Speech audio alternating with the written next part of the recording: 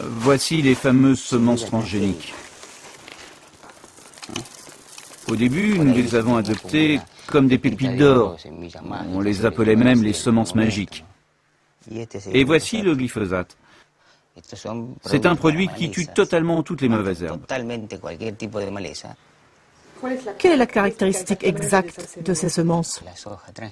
Le soja transgénique est résistant à ce produit. Donc vous pouvez épandre l'herbicide sur une parcelle et il ne reste que le soja. C'est très pratique et ça permet de réduire considérablement les coûts de production.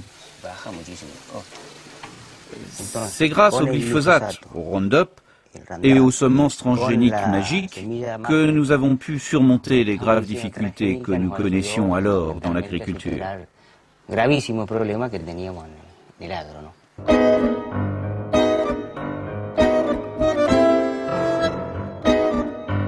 C'était en 1996. La compagnie américaine Monsanto lance en Argentine un soja transgénique baptisé Roundup Ready. Sa caractéristique, un gène issu d'une bactérie a été introduit dans sa structure ADN pour le rendre résistant au glyphosate, un herbicide puissant que Monsanto commercialise sous le nom de Roundup.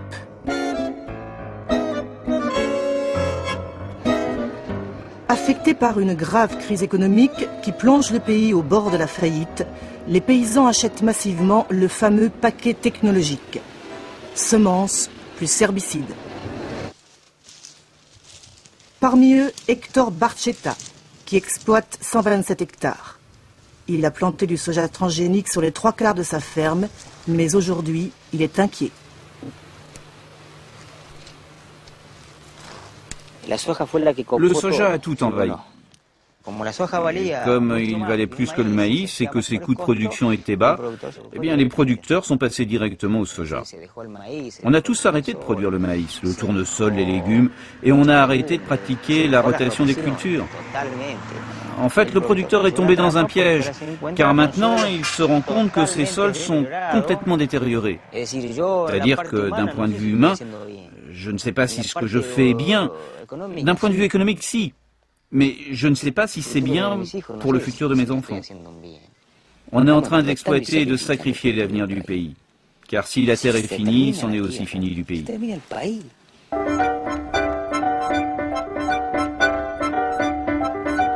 Aujourd'hui, le soja transgénique couvre la moitié des terres cultivables argentines, soit 14 millions d'hectares. Un processus encouragé par le gouvernement qui profite de la crise européenne de la vache folle pour engranger des devises et éponger une dette extérieure colossale. À la fin des années 90, l'interdiction des farines animales a provoqué une flambée des cours de soja. Walter Pengue est agronome à l'université de Buenos Aires. Il étudie les conséquences sur l'environnement de ce qu'il appelle la sojisation du pays. Et lui aussi est inquiet. Contrairement à l'argument commercial de Monsanto, les semences transgéniques n'ont pas réduit la consommation d'herbicides, c'est même tout le contraire.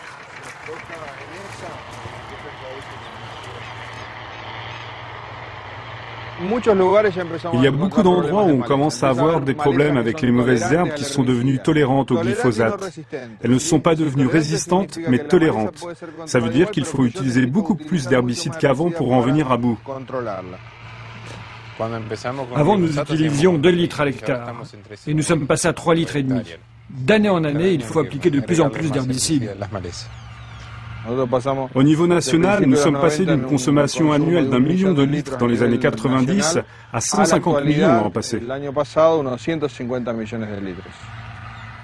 L'argument commercial de Monsanto est donc erroné. Oui. Ils peuvent le retourner en disant qu'ils vont lancer un herbicide plus puissant, permettant de contrôler les mauvaises herbes. Mais bon, c'est toujours la même logique, un vrai cercle vicieux.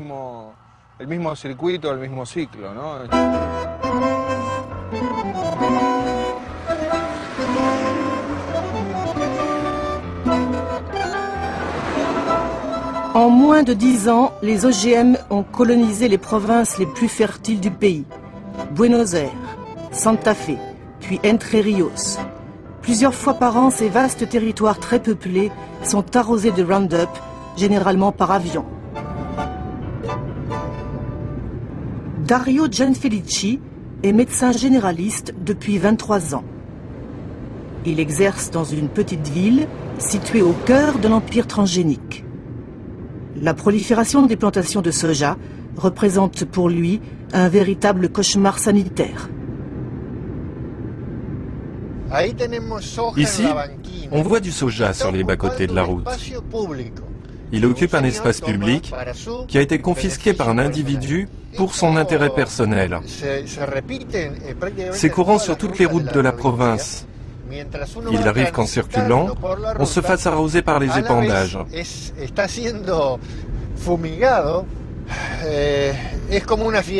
C'est comme une épidémie, une fièvre.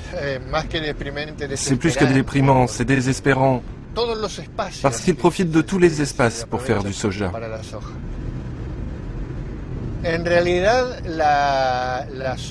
Le soja est même en train de faire disparaître l'élevage et la production laitière.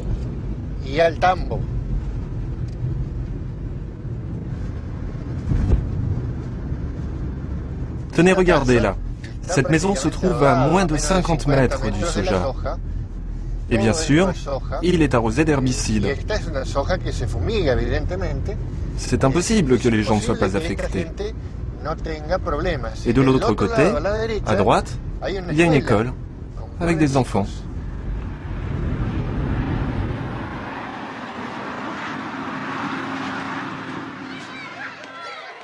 Pour l'heure, le docteur Gianfelici refuse de se prononcer sur la nocivité éventuelle des plantes OGM, car pour lui la question reste ouverte. En revanche, il accumule les données sur les conséquences pour la santé des épandages. Il a été contacté par cette école catholique qui vient d'être victime d'une grave contamination. Ils avaient fait un épandage dans tout le secteur et il se trouve que peu après il a plu. Ensuite, le soleil est arrivé et ça a provoqué une évaporation. Et beaucoup de gens ici ont eu des problèmes. Nous avons eu 53 enfants qui ont eu des problèmes de vomissement, de diarrhée ou de maux de tête. Chez moi, je suis la seule qui n'ait rien eu, sinon toute ma famille a été affectée. Et les services de santé, ils ont mené une enquête? Oui, et ils ont dit que c'était un virus. Ils ont fait analyser l'eau, mais ils n'ont rien trouvé. Tout était parfait. Mon fils aussi a été affecté ce jour-là. Et ils n'ont pas étudié la possibilité d'une intoxication par des produits agrochimiques? Non. Quel type de maladie avez-vous constaté dans votre cabinet? Fondamentalement, ce qui attire l'attention, ce sont les effets sur la fertilité et la fécondation. Grossesse extra-utérine, mort fœtale précoce, et puis aussi des problèmes de thyroïde, des problèmes respiratoires ou des problèmes de peau. Si vous prenez l'étiquette du Roundup, vous pouvez lire glyphosate et substances inertes. Ces substances inertes, ce sont des sulfates, dont la polyéthylénamine, qui a un effet destructeur du système endocrinien et qui entraîne la formation de lymphomes et de graves problèmes de vue.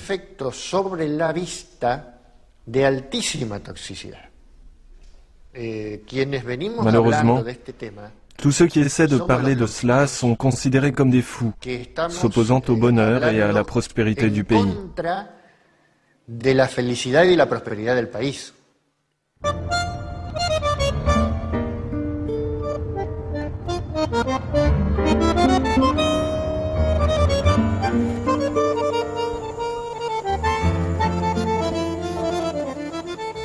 Voici un autre fou qui n'a pas froid aux yeux. Luis Castellan, un ingénieur agronome de la province de Formosa, à la frontière du Paraguay. En février 2003, il est contacté par les habitants de la colonia Loma Cenes, dont les cultures vivrières ont été anéanties par les épandages. Pour porter plainte, ils ont besoin d'un rapport scientifique. Luis accepte de le réaliser, une première en Argentine. C'est là que j'ai pris cette photo.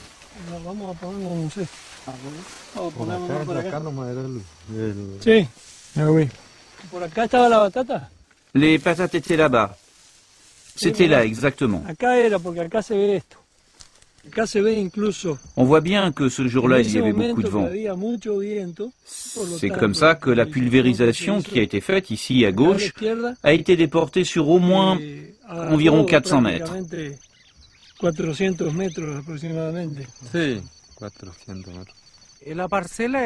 Cette parcelle appartient à un voisin qui vit dans une petite ville pas loin d'ici. Il loue sa terre à une entreprise de la province de Salta. Cette entreprise sous-traite les semis du soja et les épandages à des prestataires. Ça a été l'un de nos problèmes quand nous avons porté plainte. L'entreprise qui exploite le soja a dit que ce n'était pas sa faute, mais celle de la société qui pulvérise l'herbicide.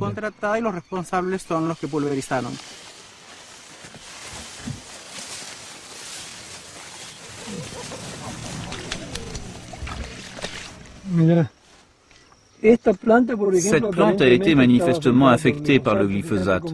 Regardez comme les feuilles sont brûlées. C'est un pied de manioc. Après, la tige est devenue comme ça, puis comme ça. Oui, ça a été progressif. Ça a attaqué d'abord les feuilles, puis la tige, et à la fin, c'était tout desséché. Ça, c'est une photo de patate que j'ai prise ici le premier jour où je suis venu. Vous vous souvenez? Tout le champ avait l'air d'avoir été piétiné, désordonné. Après, voici comment a fini le champ. C'était une semaine après. Il n'y avait plus rien, pas même une mauvaise herbe. Et voici une patate normale. Et là, les patates que j'ai ramenées d'ici. Regardez comment elles ont fini.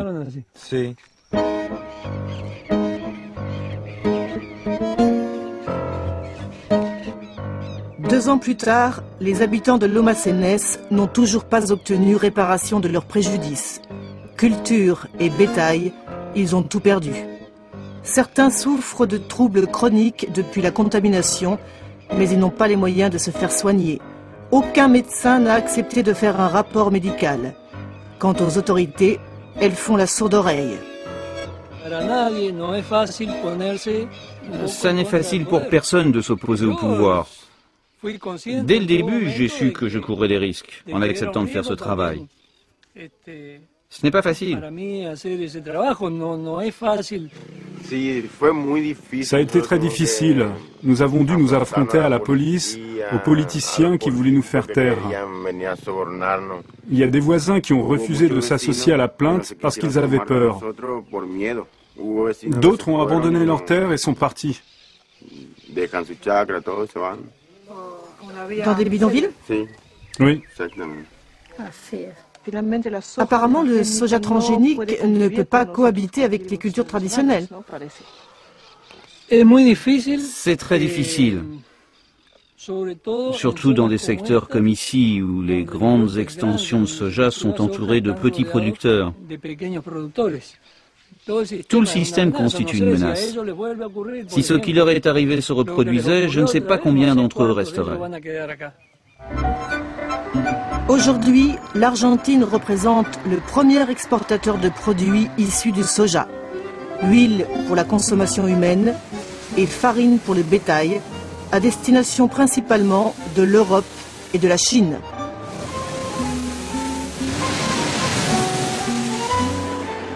La production de grains s'élève à 37 millions de tonnes, ce qui représente 10 milliards de dollars, soit 30% des exportations nationales. Une manne qui profite surtout au secteur de l'agriculture industrielle en pleine expansion. D'après la Fédération agraire argentine, qui regroupe 70 000 agriculteurs, 100 000 exploitations familiales ont disparu au cours des 10 dernières années. Beaucoup de petits paysans ont vendu ou ont loué leurs terres. Ils ont été remplacés par des agriculteurs plus gros, dans le meilleur des cas, ou par des acteurs qui ne viennent pas du tout du monde agricole. Des investisseurs, des opportunistes qui disent « Tiens, j'ai des capitaux ». Ça peut être des fonds de pension qui forment ce que nous appelons des poules de semis. Ils placent leur argent dans l'agriculture commerciale et industrielle à grande échelle. La Fédération agraire a longtemps soutenu l'expansion du soja. Mais aujourd'hui, rien ne va plus. D'abord, le cours de la céréale ne cesse de chuter. Et puis, en 2004, Monsanto a créé la panique en réclamant des royalties rétroactives sur toutes les semences utilisées depuis 9 ans. Pourtant, la compagnie avait assuré que les paysans pouvaient conserver une partie de leur récolte pour la ressemer sans avoir à payer. Est-ce que ce fut un piège ? Ce type d'entreprise planifie à long terme, sur des décennies. Elle n'improvise pas. Au début, elle a utilisé la Précide, l'association des grands producteurs de soja, les moyens de communication, beaucoup d'argent. Elle a laissé les agriculteurs utiliser sa technologie, sans les poursuivre. Puis, une fois que c'est généralisé, viennent alors les pressions. Ce n'est pas de l'improvisation. Tout a été planifié.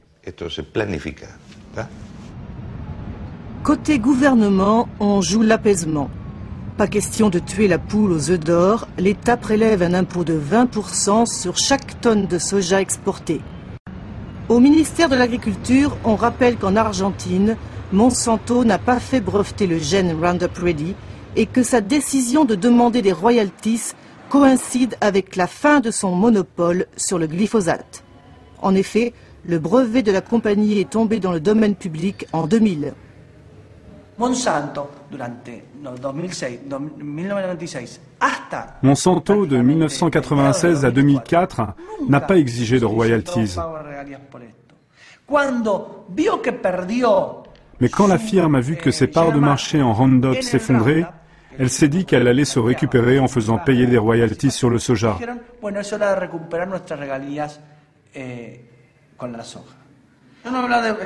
Je ne dis pas que ce fut un piège, mais ce fut une stratégie erronée. Mais le conflit est fort avec Monsanto. Plus que fort. Je dirais que le conflit est compliqué, parce qu'aujourd'hui, Monsanto menace d'attaquer toutes les exportations argentines. C'est très sérieux. En attendant, la résistance s'organise contre la politique du tout soja. Mocafor, le mouvement des paysans de Formosa, en a même fait le thème de son dernier congrès. Récemment, une vingtaine de membres du syndicat ont été mis en examen pour avoir empêché le décollage d'avions épandeurs.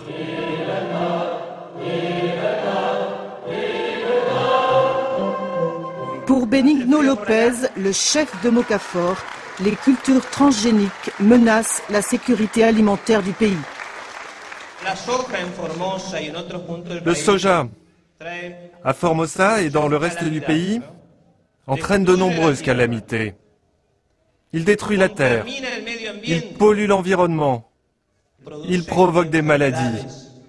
Et dans le même temps, il entraîne le déplacement des populations paysannes, créoles ou indigènes. Ce qui fait que nous, les Argentins, nous sommes devenus étrangers sur nos propres terres. Nous ne sommes pas d'accord avec ce projet du soja, ce projet transgénique, où les seuls bénéficiaires sont Monsanto, Cargill, qui emportent tout, brevettent les semences. Ce modèle est criminel. Nous voulons un autre modèle de production, le modèle agricole de la sécurité et de la souveraineté alimentaire. Nous voulons une campagne peuplée de paysans. C'est pour ça que nous luttons, que nous vivons. Et parfois, il arrive qu'on en meure.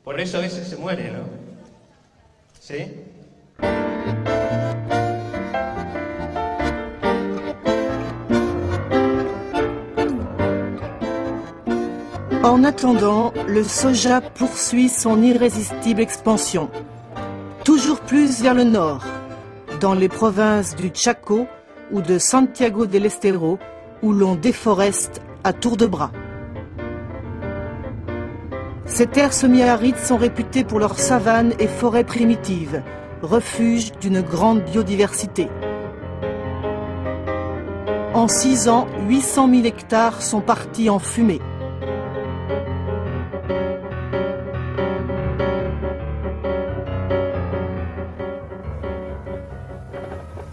Comme ici, sur cette parcelle de 1600 hectares où l'on transforme le bois en charbon avant de livrer les sols dévastés aux OGM. Le propriétaire de cette parcelle est le fils du gouverneur de Tucumán. Tucumán, c'est une autre province? Oui, Cotoper. Il possède plusieurs milliers d'hectares tout près d'ici. Et ils sont venus ici pour faire du soja? Oui, du soja.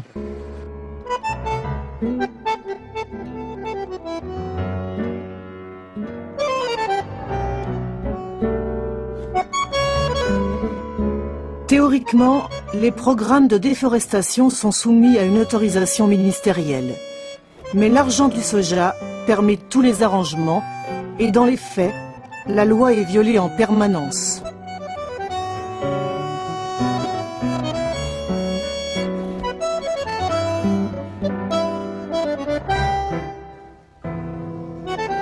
Guido Lorenz est un géographe allemand qui travaille à l'université de Santiago del Estero. Ce jour-là, il vient constater un arrachage non autorisé sur une parcelle de 24 000 hectares. Il est accompagné de Pedro Coronel, un ingénieur des eaux et forêts, qui, malgré les pressions, a décidé de briser la loi du silence. Comment ils ont fait l'arrachage? Avec 2 bulldozers, reliés entre eux avec une chaîne du type d'une ancre de bateau. Et ils avancent en parallèle. Après, dans le meilleur des cas, ils viennent avec une tronçonneuse pour couper le bois et faire du charbon. Sinon, ils mettent tout simplement le feu.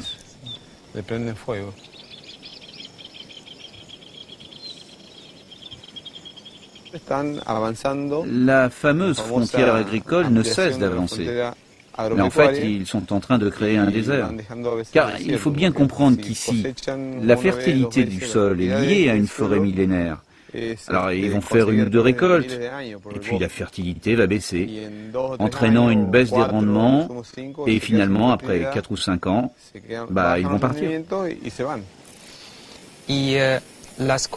Les conséquences sont très graves.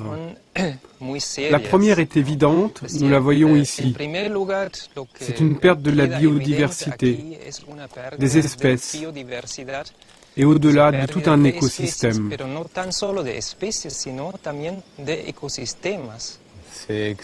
Ça entraîne l'extinction d'espèces tant végétales qu'animales qui vivaient en équilibre jusqu'à ce que ça se produise. La deuxième conséquence, c'est qu'avec le changement de l'usage de la terre, les sols s'altèrent. Comme on le voit ici, sous l'impact des gouttes d'eau, il se forme une croûte sur le sol. La surface de la terre se compacte et il suffit d'une croûte de 2 mm pour que l'eau ne puisse pas entrer dans le sol et commence à ruisseler.